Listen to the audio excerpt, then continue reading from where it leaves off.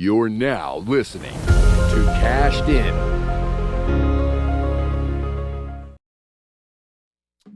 So real estate, it's a super influential part of my life. It's basically half of my identity at this point.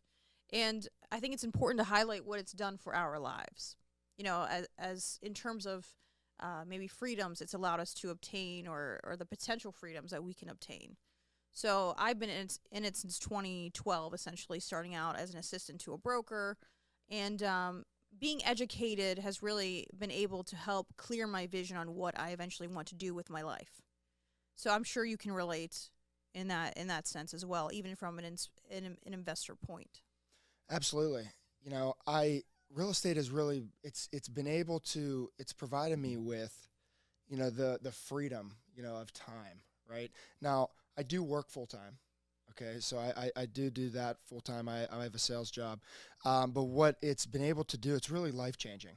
You know, it's been able to provide for me, you know, the cash flow necessary to, if I wanted to quit my job and do real estate full time, I could do that right now. Yes. You know, I've really done the groundwork. You know, I've been through, you know, the difficult deals. I've been through, you know, different contractors. I've taken the calls at 2:00 in the morning, you know, that there was a pipe frozen or that there's a water leak. You know, I've really been able to, I've had my nose to the ground to the point that, you know, I've gone through the education. I've went and sat through seminars. I've read books. I've had multiple mentors, you know, and I think that that's what it takes ultimately to be able to achieve financial freedom through real estate. Yeah. With that being said, you know, not everybody has the flexibility and time. They don't have a sales job that has the already had flexibility, you know, in your schedule. That's why you start small. To do that. So that's why it's you a start building small. block. Yeah. For sure. You know, and I think that, but again, a lot of people have 9 to 5s. You know, they have kids, they have families, you know, and they're not ultimately able to put in the time necessary to educate themselves. They're unable to put the time in necessary to make sure that they are mitigating their risk and exposure. You know, and I think that that's really what I think that I want to talk about today and emphasize today, that, look, if you're somebody that wants to invest in real estate and achieve financial freedom through real estate, you know, we're going to be able to provide you with the tools necessary. We can provide that mentorship, that consulting, you know, if you would, to really mitigate that exposure, you know, to help educate you and walk side by side with you during that process, you know, vetting out properties, you know, looking into different markets that might intrigue you. If you're looking for multifamily investing, you know, we could help you with that. If you're looking to do a flip, you know, Anna is extremely well versed in that. I've been in this short-term rental game for probably about 6 years now, and I've done it both in terms of in-state investing as well as out-of-state in multiple different states.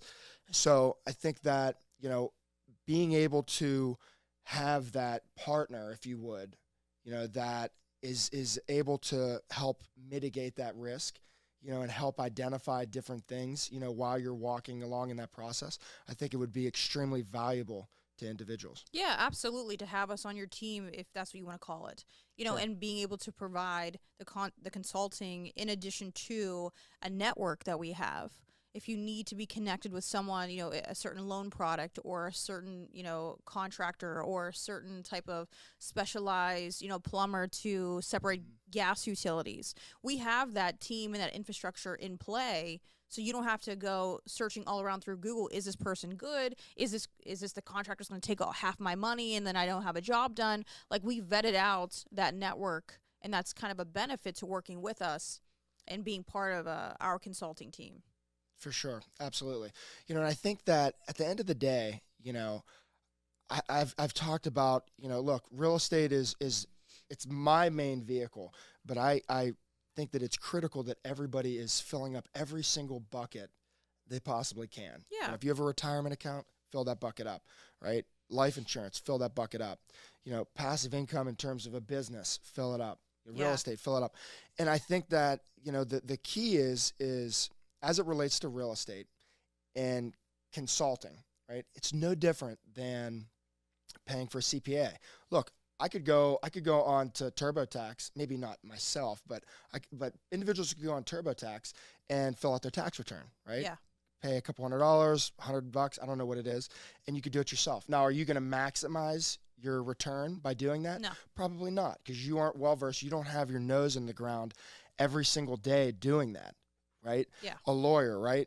You know, Same setting thing. up legal documents, LLCs. Yeah, you can go on Zoom.com. Yeah, But right. do you know LegalZoom, what the do hell that. you're filling out when it comes to a lease? What are Right. you protected by if you're doing a sales You're agreement? not mitigating it. No. You're increasing your exposure, Yeah. you know, in that regard, in terms of having a mistake done, or having a mistake made, or creating a mistake that, quite frankly, could be devastating, right? Yeah, it's what we want to offer is essentially a shortcut to that, because you and I have both have had years of experience in maybe mistakes we've made and things to avoid. That would be the whole benefit of asking for our advice and our help. Absolutely, absolutely. You know, and I was talking to someone about this. Actually, I was talking to my financial advisor, and you know, look, I could open up a TD account, which I have one. Yeah. But I could open that up. I could buy the indexes every single week, and do that for the next 30 years and be perfectly fine. Mhm. But Would you I be pay- maximizing? Right. what, well, I'm your not returns? maximizing. No. Right. Right. And that's, I think, that's the thing. That's I'd why we rather both pay pay, someone yeah. to do that for me, who has their nose in the ground Yeah. every single day, because that's ultimately what's going to maximize my return. You know, and so I think that's what we're going to be able to offer to Mhm. individuals. You know, it's having already done that legwork up front. Yeah. You know, to be able to help, you know, vet out a property, vet out a market. You know, if you need, you know, the network of people, lenders, brokers, that sort of thing. You know, the understanding of different loan products that would be created for each individual situation that Yeah. somebody's in. It's like buying access. I love, for some reason, that phrase has been lingering in my mind. Yeah. Because Yeah. when I first went down to Florida and was, you know, helping out my first clients, obviously I had like years of experience in Pennsylvania, but Florida's a different game. So I essentially hired someone, like a mentor, to help usher me through doing this the correct way. Mhm. And I kind of relate this to the same thing.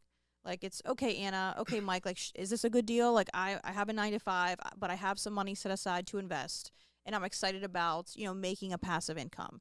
Is this a good buy? And then you and I would look at the deal and say, okay, this is a no-brainer, or this is something you need to modify or change to make it a good idea, Sure. or this is definitely out of our target. Like, this is not going to be something you want to invest in. Absolutely, absolutely. And I think that obviously it was the last episode we talked about, you know, short-term rentals, for example. You know, there's a lot of things that go into that. You know, obviously there's loan products that are more favorable towards down payments for that, but not every market makes sense to rent in terms of that. You know, understanding what goes into that from a furnishing realm. You know, knowing different people that you need in your circle as it relates Yeah, to it's like- managing it from It's- out of state. Right. It's like nuance. It's like little things you don't think of. Like, okay, like you're so focused on the real estate and the money and the return. It's like, oh, I forgot I need maybe extra insurance because now I have a fenced-in pool. Or now, Right. like, oh, wait, I need furniture. Yeah. Like, oh, there's a lizard problem. You know what I mean? Like, there's Right. things you don't think of once you Right. go to like different areas, and it's so specific. It's so like situationally specific. But that's the whole point of why we have Cashed In. It's to enlighten those who wouldn't think of that nuances. Yeah, it can't hurt to have more than one mind when doing a deal, because someone's always going to come up with some sort of creativity on how to make it better or maximize it or what to avoid, things like that. I mean, we can't stress enough, like with real estate, there's so many intrinsic things that you pay attention to that could be creating a value, whether it's monetary or a write-off or it's appreciation. So things like that, maybe a newbie investor wouldn't think of. So we have several clients that have approached us, and we're helping people do this anyway. And the one that's most relatable right now is one of the clients, we're going to leave them nameless, is the person who has a 9 to 5. And they're like, hey, I've saved up some money on the side. I can afford, 3.5% down. Is that going to be enough to do an investment? And the Right. answer is yeah. So we've Right. been looking at a situation for him, and right now he's in between like a triplex and a duplex right now. Right.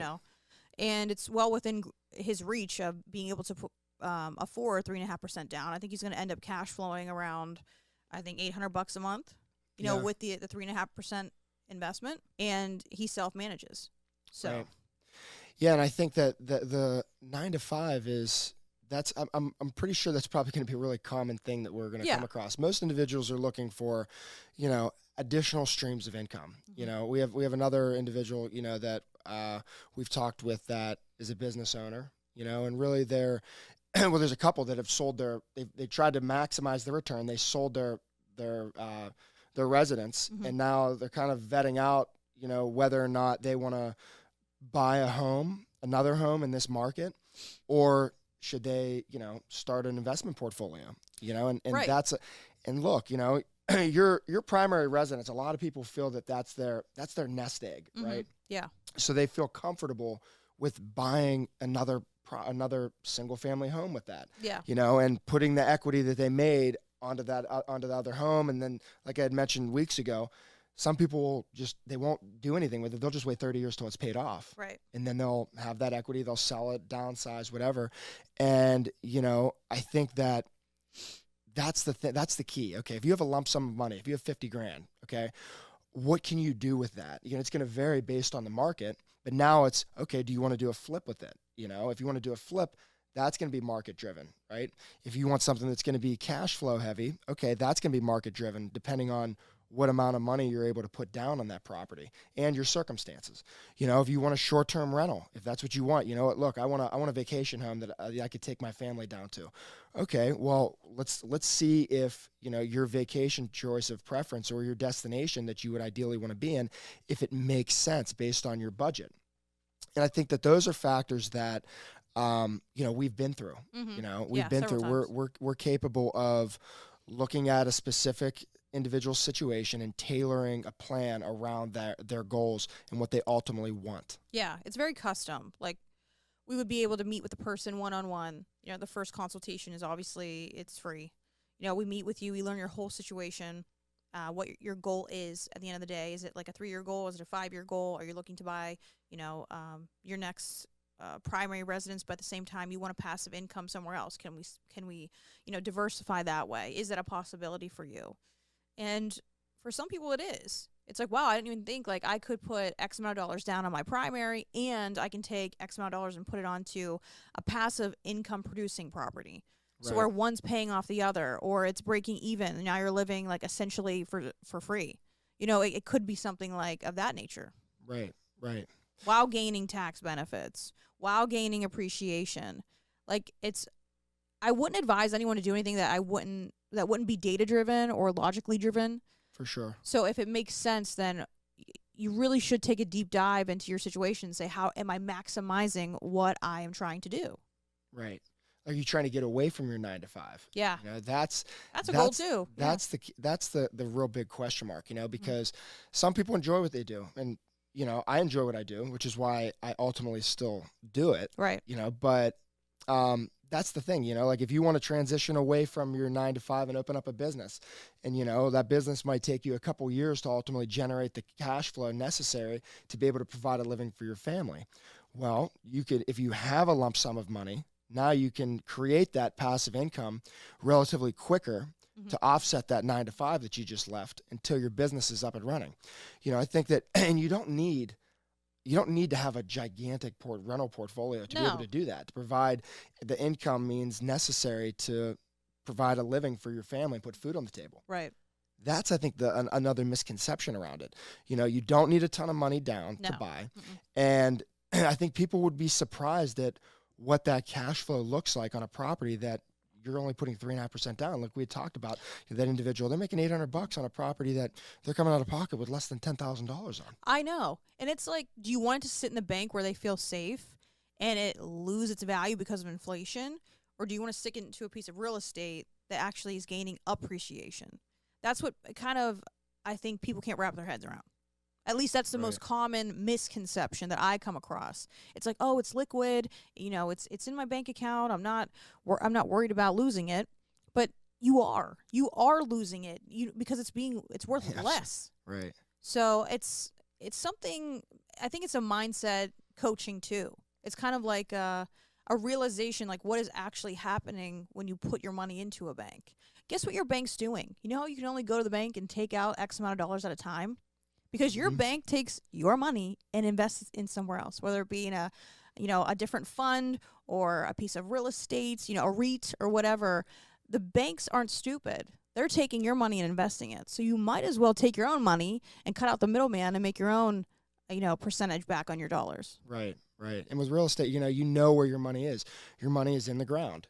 And, there's no more land that's ultimately going to be created on earth. No. And that's time and land.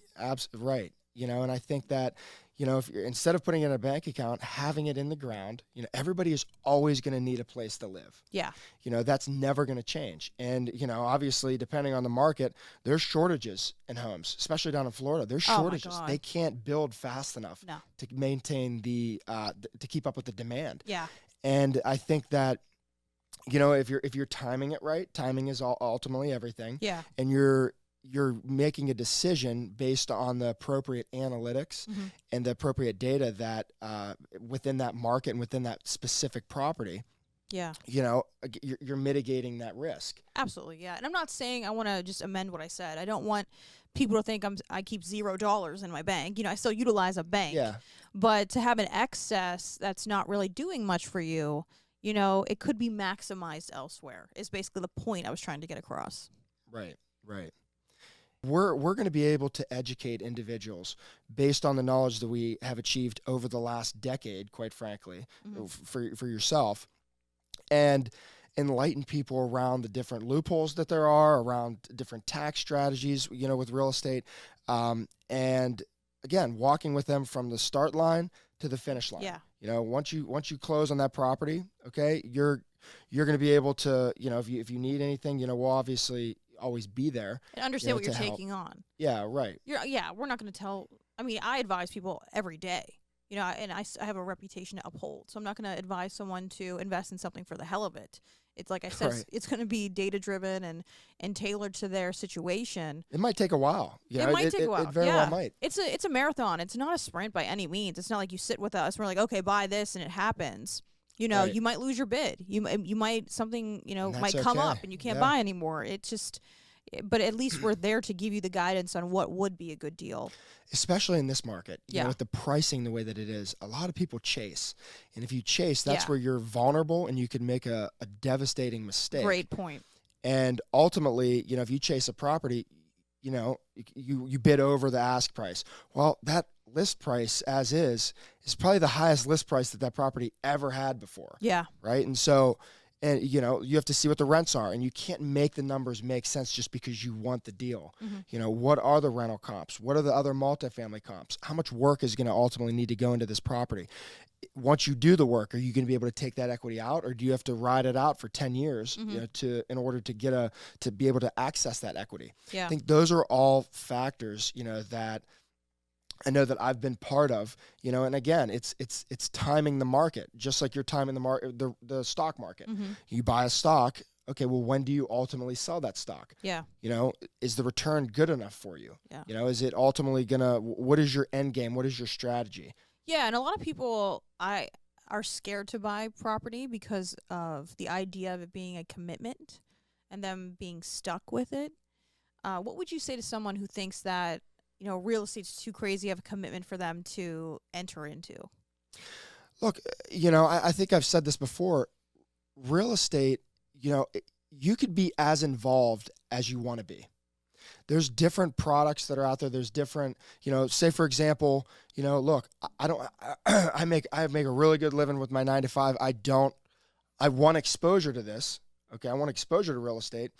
A REIT really isn't going to do it for me, because I'm not going to have all those other additional benefits that I would have. But, you could give your money to an investor, and, they'll invest it and come up with a return for you. But I think that, ultimately, if you want to be involved, you want to be actively involved. Okay. I think that it's all about, setting yourself up for success prior to making that first purchase. I'm not going to sit there and say, look, real estate's great. Just dive in head first. Now ultimately you're going to learn the most once you get into that first deal and you get into that first property and, you start digging out the walls and, all that sort of stuff. That's where you're learning the most. Yeah. Experience.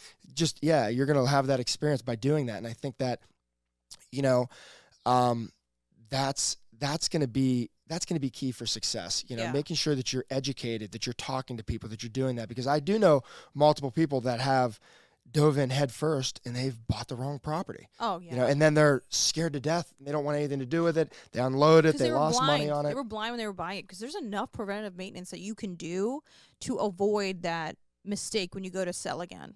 It's risk And it should mitigation. be separate. It's preventative maintenance, and that comes from experience, talking to people who are experienced and who have done it. Like, for instance, if I found a deal today, I could say, okay, this is a good deal. I'm going to make an offer.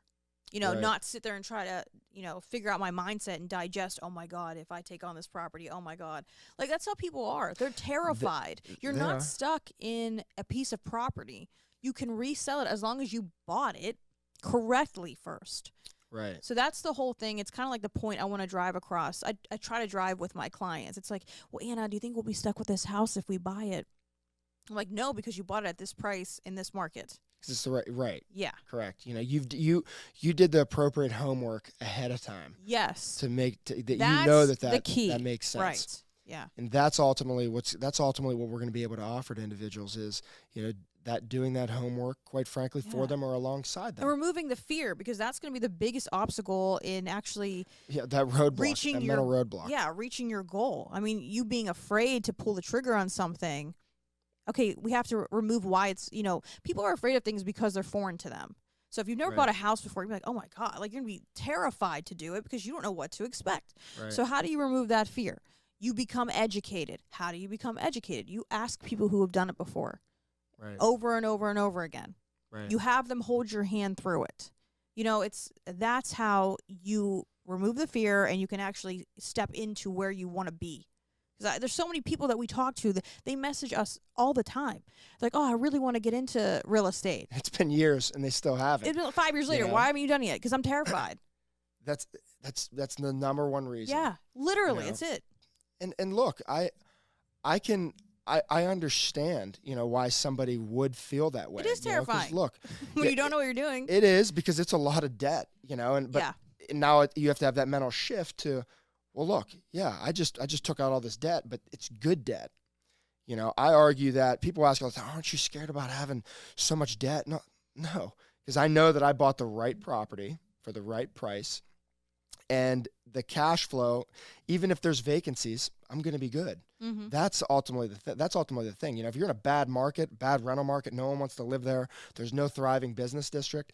Look, I'm not going to tell you to invest. I'm not going to tell you to invest your money there. Why'd you buy there? That's What the hell? that's a terrible thing. Yeah, but some Yeah. people will do that because the property's $10,000. Yeah. So they want to ultimately That's what do they that. think. They think, oh, it's cheap. Oh, It's cheap. I I'm can going to make afford money it. on this. No, there's a No, reason it's wait like it out. $500. Don't buy that. Wait it out. house. Save your money. Wait it out. And invest in a better market Yeah. that ultimately is going to generate a better return. Maybe not even a better return, but it's gonna more of a durable return. Yeah. Yeah. And there's enough stats and enough data we can pull from to say, okay, the likelihood of this going under is this, or the likelihood of you making a profit is this. And based on Right. those real stats and real data, it's like, okay, I'm going to make a move here. Rather than, putting your money into, I hate to, for all the crypto people out there, putting your money into Bitcoin, not knowing which way it's going to go tomorrow. Yeah. There's no data on it. You can't quantify the risk with I'm crypto. always amazed at it. And look, I would be a hypocrite, especially for people that are listening to me, because I've had a lot of sleepless nights over crypto Yeah. just because it fluctuates. It goes up, down. Now, Yeah. I'm a pretty risky investor Me to too. begin with. Yeah, I'm I'll super put, aggressive. I put money into Shiba and to Dogecoin and all Yep. these different things, and ultimately lost. I want money. an NFT. That's my next thing. I want to buy an NFT. Yeah, don't do it. Yeah. So, so I think. Well, let's use that as an example. Okay. Okay. So, a good friend of mine's brother. Okay, him. Yep, I know. He kudos to him if he's listening. I'm just really proud of the direction that he's gone, in Mhm. life in general. And he really, again, timing is everything. And now he's in that space. He's in that NFT space. Like he literally, gets paid, with a group of guys. Yeah. And they're vetting out different, more on the gaming side of the NFT market. Yeah. But, that's what he does. Yeah. And so I'm willing to sit there truthfully. And I've told him this, look, I'll pay you to vet out these that these offer me. I was just going to say. I don't want to make a yep. mistake because these things are not cheap. And I'm essentially, like I bought a picture of a basketball monkey.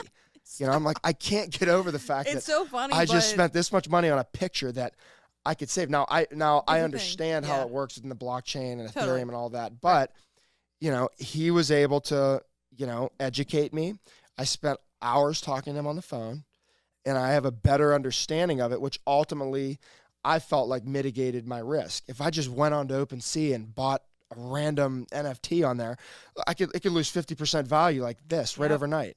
But I was willing to put in the time that it took and surround myself with people that were like-minded and were willing to take that risk. And, I made some money on multiple of them. Yeah. Now, there were a couple that I lost money on, but that was really because I didn't know what I was doing at the time. Yeah. Yeah, and just also I want to put out there, just because I'm not aware or educated on crypto does not mean I'm anti-crypto. Like, obviously, Yeah. that's the future. Right. No one can deny that. But if I'm going to go into that NFT space, I'm not going, like you said, to OpenSea and blindly just picking, like, a random picture. Right. Like, I'm going to call up our friend's brother and say, hey, is this a good buy? Or lead me into what you think is correct. Or I'm going to call someone who's educated, basically, and be like, this is foreign to me. I'm scared. How do I remove my fear? Educate me. Right. Essentially what we're offering. It's no, and again, I'll bring it back to, the other kind of services that we use, whether individuals use it every year or on a case-by-case basis, but, your CPA, a lot of people get nervous around real estate because they worry about what the tax obligations are. Well, like I need this amount of money on a monthly basis, but I'm going to have this gigantic tax bill at the end of the year. Understanding, what the tax code says around that, well, if I want to do a flip, I'm going to make this amount, but I'm going to have this gigantic tax bill. Understanding what section 1031 of the IRS code says, and we'll talk about that, I want a next whole week. episode for that. Yeah, so understanding what it says Mhm. around tax deferment as it relates to capital gains.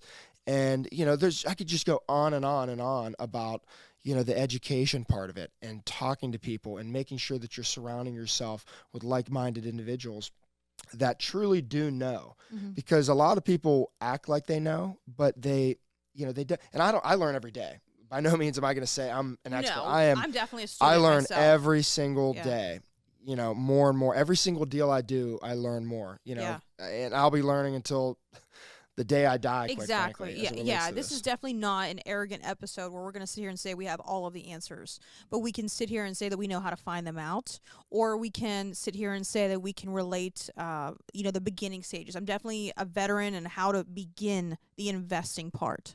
Right. So, I mean, with my 10 years, experience, that's what I have to offer. And that comes with a whole hell of a lot. I've been through, a market crash cycle, a foreclosure cycle, an inflation cycle, and it's all things that we can both talk about, on Yeah. both being a part of both ends on if this is going to be a good buy or not, because all markets are cyclical, and we've seen at least the full rotation of one with 2008 That's until true. now. That's So- true. Each individual is going to have different goals, that they want. And I think that at the end of the day, we'll sit down with individuals and we'll see, look, are we going to be able to help you accomplish those goals? Or, and is there a mutual fit? Because look, we might not be, the best to help a certain, individual to achieve it. and that's perfectly fine. Yeah, and if it you know? doesn't work with us, then we're going to be able to tell you that. But the main thing is starting the conversation, and we invite you to do that. So if you want to reach out to us, message us on anything at cashed_in. Our Instagrams will be linked below, and we'll be waiting to hear from you. So I'm very excited.